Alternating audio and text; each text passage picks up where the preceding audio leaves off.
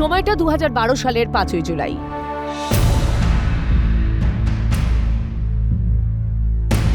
গোবরডাঙ্গা স্টেশনের 3 নম্বর প্ল্যাটফর্মে up Bongaon local থেকে নেমেছিলেন কলকাতার মিত্র ইনস্টিটিউশনের শিক্ষক তথা সমাজকর্মী বরুণ বিশ্বাস।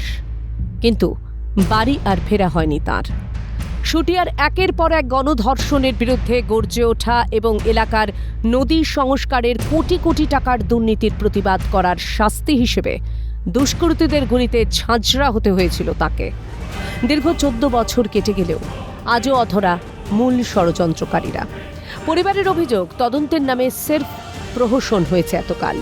কিন্তু 2026 সালের নতুন রাজনৈতিক প্রেক্ষাপটে এবার কি অবশেষে সুবিচার পেতে চলেছে বরুণ বিশ্বাসের পরিবার? মুখ্যমন্ত্রী তো বারবার প্রতিশ্রুতি দিয়েছিলেন, না কোনো প্রতিশ্রুতি আমাদের দেওয়া হয়নি।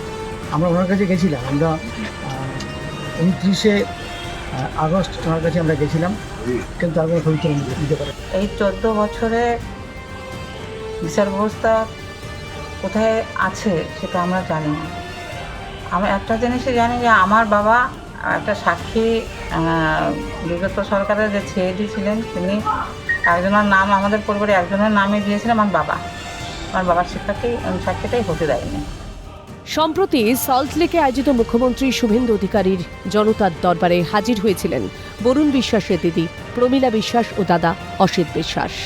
বরুণ বিশ্বাসের দাদা অসিত বিশ্বাস অভিযোগ তোলেন, এই হত্যাকাণ্ডের মূল মাস্টারমাইন্ড ছিলেন তৎকালীন খাদ্যমন্ত্রী জ্যোতিপ্রিয় মল্লিক।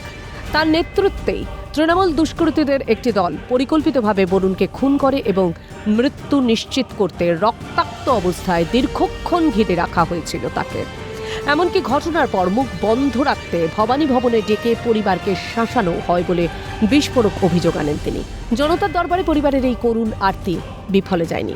মুখ্যমন্ত্রী শুভেন্দু অধিকারীর আশ্বাসের পরপরই বৃহস্পতিবার রাজ্য সরকারের নির্দেশে সিআইডির 2 প্রতিনিধি দল পৌঁছে যান উত্তর 24 পরগনার গাইঘাটার শুটিয়ার বরুণ বিশ্বাসের বাড়িতে। তদন্তকারীরা দীর্ঘক্ষণ পরিবারের সদস্যদের সঙ্গে কথা বলেন, পুরনো মামলার নথি, পূর্ববর্তী অভিযোগপত্র এবং বিভিন্ন গুরুত্বপূর্ণ কাগজপত্র খতিয়ে দেখেন। দীর্ঘ 14 বছর ধরে ধুলো চাপা পড়ে থাকা ফাইলে সিআইডির এই আকস্মিক তৎপরতায় নতুন করে আসার আলো দেখছেন বরুণের বাবা ও স্বজনেরা।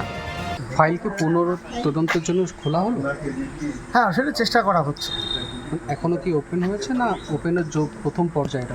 প্রথম পর্যায়ে আমরা তো আশাবাদী বলেই এই মুখ্যমন্ত্রীর কাছে আমরা গেছি। এত বছর বাদে মুখ্যমন্ত্রী শুনেছেন আমাদের কথা। এই সরকারের কাছে আমরা যেটা পেয়েছি এখন একটু দেখা যাক, লেটসি। আমরা তো আশায় থাকবই। আমার বাবা এখনও জীবিত আছে, বাবাও আমার ছেলের বিচারটা, বাবা মানে আমার ভাইয়ের বিচারটা দেখে যেতে পারে, ঠিক আছে। মা তো চলেই গেলে, মা তো বিচারটা দেখতেই পেলেন না। ওনারা খবর নিতে এসছে কী ব্যাপার হয়েছিল কি না হলে ঘটনাগুলো জানবেন। ওনারা সঙ্গে উনি কথা দিয়েছিলেন, আমাদের মাননীয় মুখ্যমন্ত্রী শুভেন্দু অধিকারী কথা রেখেছেন। উনি আমাদের এই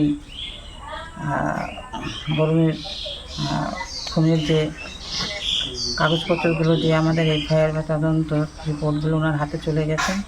উনি আমাদের সঙ্গে যোগাযোগ করেছেন এবং কথাও রেখেছেন, আমাদের বাড়ি এসেছেন, আমাদের আশ্বাস দিয়ে গেছেন যে বিচার ব্যবস্থা ওনারা যতটা পারবেন আমাদের সহযোগিতা করবেন।